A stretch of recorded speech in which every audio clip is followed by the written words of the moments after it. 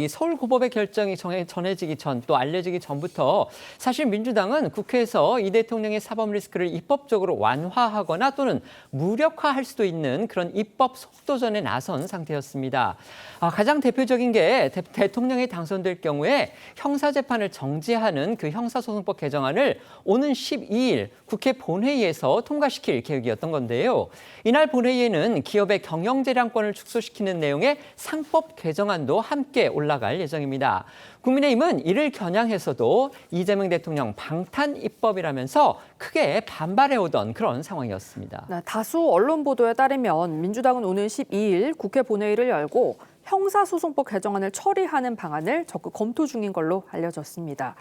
해당 법안은요, 대통령 당선 시 진행 중인 형사재판을 정지하는 내용으로 민주당은 지난달 1일 대법원 전원합의체가 이 대통령 공직선거법 위반 사건을 유죄 취지로 파기환송하자 그 이튿날 바로 개정안을 발의했고요.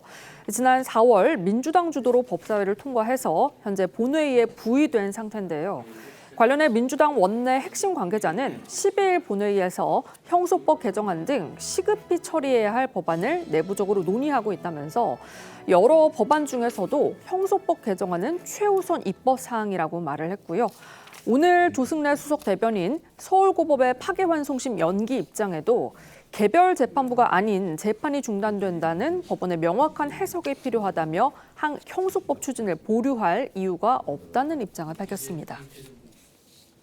과반 의석을 가진 민주당은요, 소속 의원들만으로도 단독 입법이 가능하고요. 또 이재명 대통령이 당선됐기 때문에 또 취임을 했기 때문에 대통령 거부권이라는 그 장애물도 사실상 사라진 상태입니다. 민주당이 이렇게 집권 초기, 그러니까 야당과의 일종의 허니문도 없이 야당이 강하게 반대하는 입법에 속도를 내는 거, 이것에 대해서는요, 이제는 사실상 중단이 됐지만 오는 18일로 예정이 돼 있었던 이 대통령의 선거법 파기환송 서울고법재판, 그 첫 기일 전에 이런 입법을 마무리하겠다는 그런 취지로 해석이 됐었습니다. 네, 이 대통령은 이 공직선거법 위반 혐의 등 해서 5개 사건 재판의 피고인 신분으로 대통령에 당선이 됐었습니다. 그중 이 공직선거법 위반 혐의 파기환송 첫 재판이 이제 아시는 것처럼 오는 18일로 예정이 돼 있었고요. 이 위증교사 의혹 사건을 제외한 나머지 사건들도 6, 7월 중으로 재판이 잡혀 있던 그런 상황이었습니다. 그런데 이 대통령이 당선 이후 사법부가 해당 재판들에 대해서 이 재판 중지를 공식화하지 않으면서 민주당 내에서 이 형소법 개정안 처리에 속도를 내야 한다는 데 이 힘이 실렸던 것으로 전해집니다. 또 이 민주당 내부에서는요, 박찬대 원내대표의 임기 종료 전에 법안을 처리해야 한다라는 그런 목소리도 나오는데, 한 민주당 원내 관계자는 국민일보에 내부적으로 안심할 수 없다는 이 법조계 분위기가 공유되고 있다면서 현 원내 지도부가 매듭을 지어서 신임 원내 지도부의 부담을 덜어줄 필요가 있다고 말한 것으로 전해집니다. 이렇게 민주당이 집권 초반부터 입법 드라이브를 돌고 나오니까 국민의힘, 그러니까 야당이 된 국민의힘 강하게 반발하고 있습니다. 어제 김용태 비대위원장은 이재명 대통령을 향해서 공개적으로 질문을 했는데요. 선거법 그리고 쌍방울 대북송금 사건과 관련해서 재판을 받을 건지 아닌지 입장을 밝히라고 요구했습니다. 네, 국민의힘은 민주당이 추진하는 형소법 개정안과 허위사실 공표죄 구성 요건에서 행위를 삭제한 선거법 개정안, 그리고 대법관을 늘리는 법원 조직법 개정안을 대통령 방탄 3법으로 규정하고 즉각 철회를 요구하고 있습니다.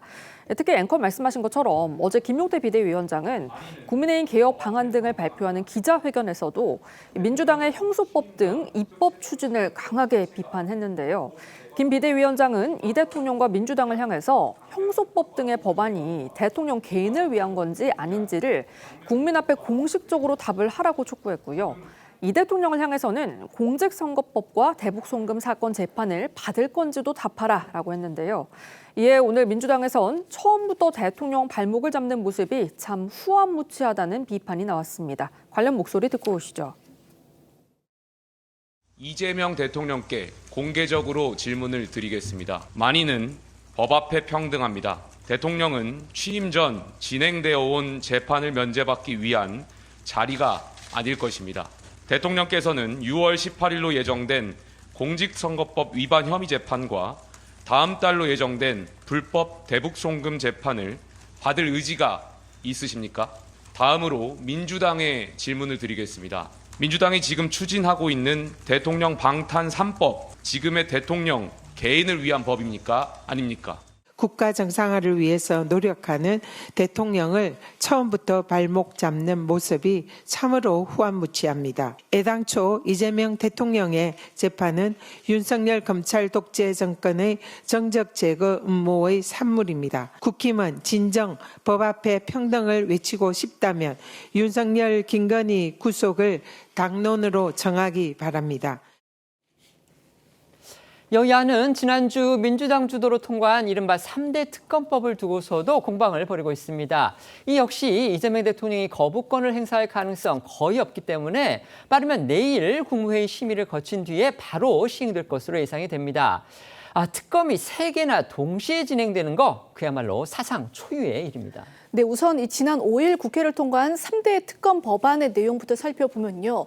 첫 번째로 내란 특검법은 윤 전 대통령의 12.3 비상계엄 선포와 관련해서 내란 행위, 외환 유치 행위, 그리고 군사 반란 등 11가지 범죄 의혹을 수사 대상으로 합니다.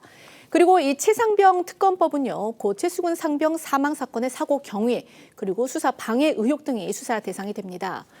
마지막으로 김건희 특검법의 이 수사 대상은요, 총 16개에 달하는데 이 김건희 여사의 도이치모터스 주가 조작 의혹과 명품백 수수 의혹, 또 명태균 씨가 연루된 불법 여론조사 공천 개입 의혹, 건진법사 관련 의혹 등이 해당합니다.